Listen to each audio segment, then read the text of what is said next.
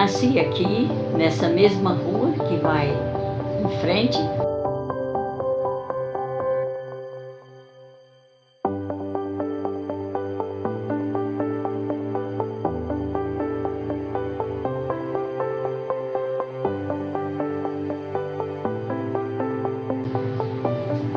Uma casa que era do meu avô, Antônio Fausto da Costa. Esse prédio aí em frente também era um armazém que ele havia mandado construir para a família dele e ele distribuía entre os genros. Esse prédio que temos aí em frente.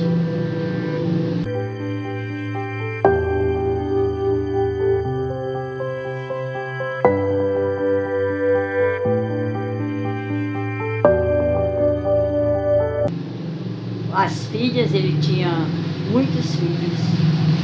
A minha avó casou muito nova, com 15 anos, dizem, e teve 20 filhos de 19 partos. Moravam aí na fazenda Santa Luzia, de propriedade de Antônio Fausto da Costa, meu avô.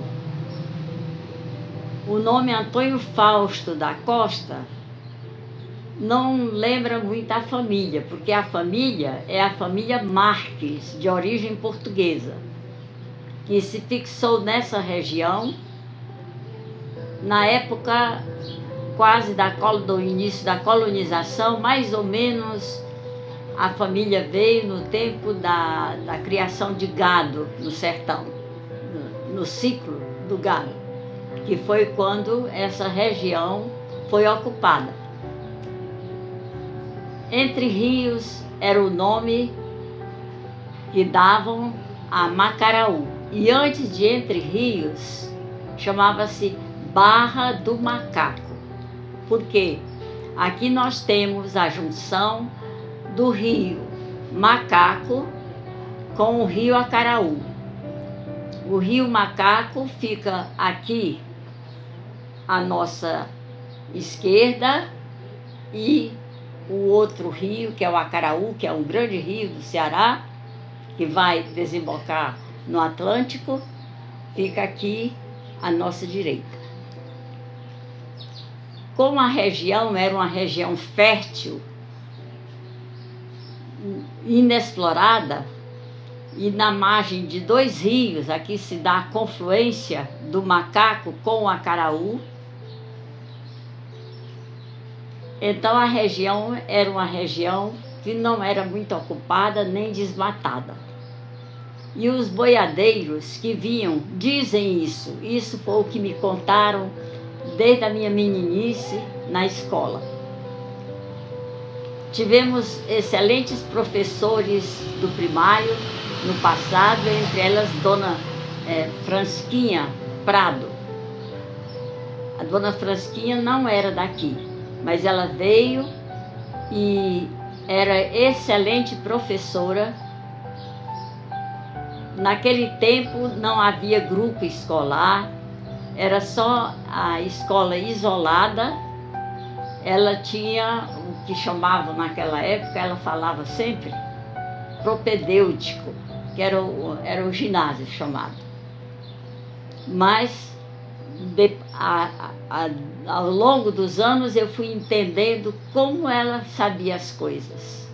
Quando eu fui estudar fora, é que eu fui entender tanto das coisas que ela ensinava.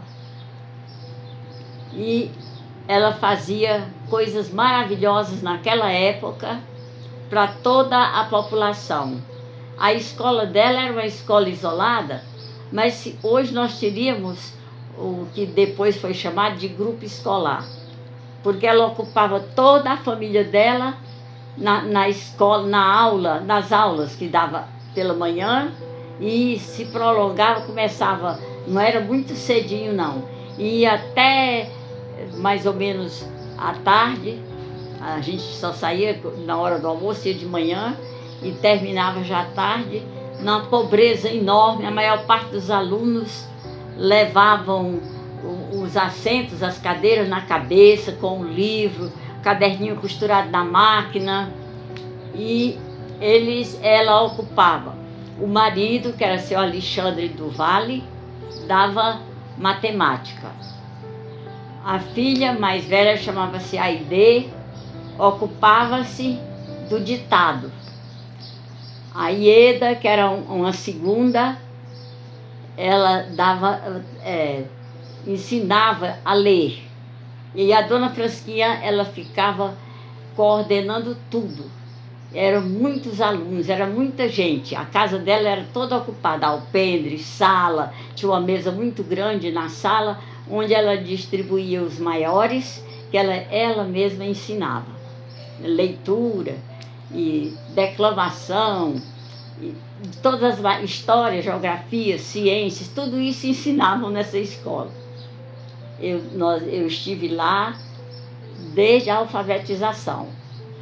E todos os alunos antigos daqui passavam por ela. E passavam também por uma outra professora que era do município, a dona Sinhá Catunda.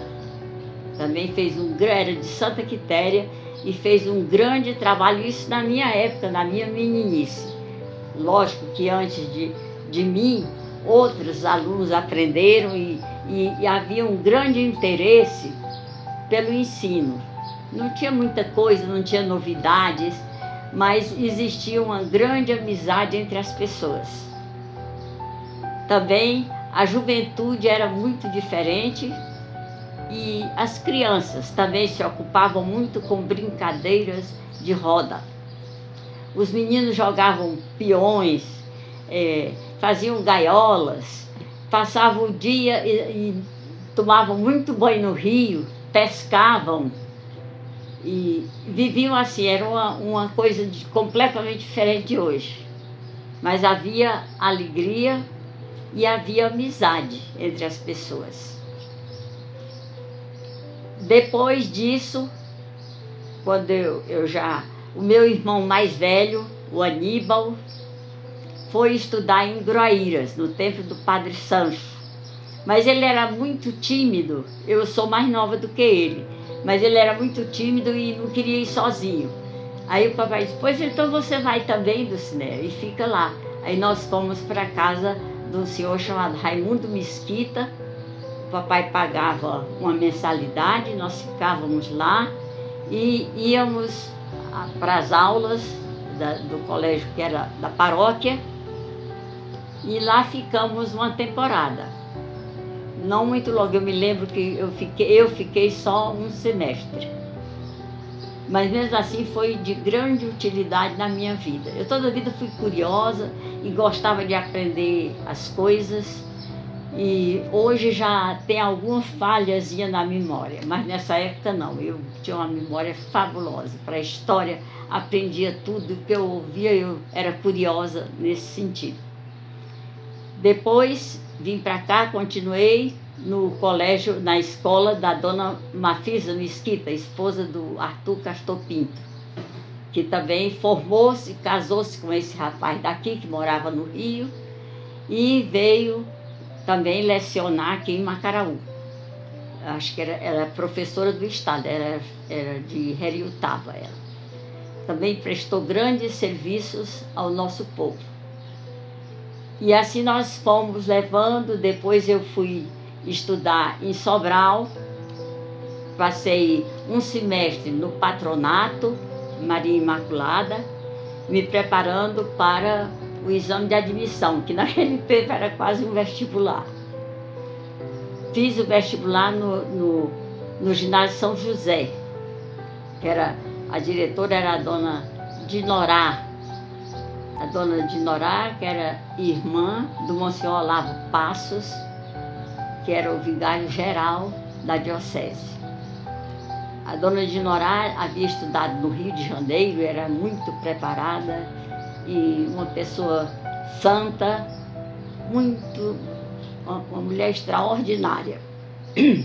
Mas ela já estava, não era velha não, ela tinha talvez uns 50 e tantos anos, não chegava a 60, mas ela fundou esse ginásio, o Ginásio São José, que funcionava ali na Praça São Francisco, e tinha muitos alunos. Como tinha muita gente de fora, ela criou um internato. E eu fui para esse internato, fiquei lá algum tempo. Tinha gente de vários lugares do Ceará, de Nova Russas, de Tianguá, de Viçosa, muitas colegas desses lugares. E como gostava sempre de ler, tinha uma menina de Viçosa que tinha uma mala cheia de livro, de romance do povo dela lá. Ela trazia e a gente ia trocando de uma para outra, passando, e eu gostava sempre de ler, curiosa, gostava de ler, pegar os romances, histórias e tudo que ela tinha para ler, a gente ia passando de uma para outra. Dona Dinorá adoeceu e faleceu, e o ginásio São José ficou aos cuidados da Dona Dinorá Tomás Ramos, esposa do Dr. Ramos. Muito sábia, era professora do Colégio Santana.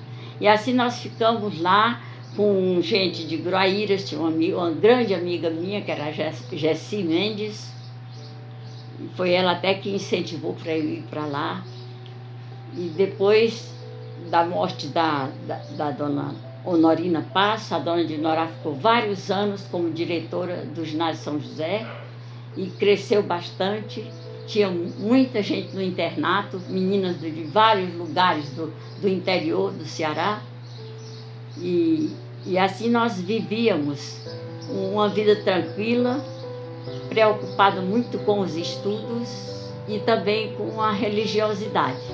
Apesar de ser leigo, o ginásio, diariamente as meninas internas frequentavam a missa lá na igreja do Menino Deus, aí em Sobral. E tínhamos também orientação de sacerdotes, contato com as irmãs Santana. E quando terminei o ginásio, fui estudar no Colégio Santana. Fiz o curso normal e, ao mesmo tempo que eu e um grupo lá das internas do São José fizemos o curso normal, fizemos também Escola Técnica de Comércio, que era a Escola Técnica de Comércio São José, ali que funcionava perto dos Correios. Quando terminei essa fase toda, terceiro ano normal, que naquele tempo era uma formatura, né? Uma festa grandiosa, aí eu resolvi ser religiosa. Nós tínhamos a orientação do padre, que era vigário lá do Menino Deus, e assim muitas seguiram para ser religiosas. Umas do Santana, que era do Colégio Santana, e outras de outras congregações franciscanas, e outras, como eu fui ser franciscana no Rio Grande do Sul, lá das Irmãs Bernardinas, uma congregação americana. Por lá eu fiquei vários anos entre o Rio Grande do Sul, Paraná e São Paulo, até fazer a profissão perpétua.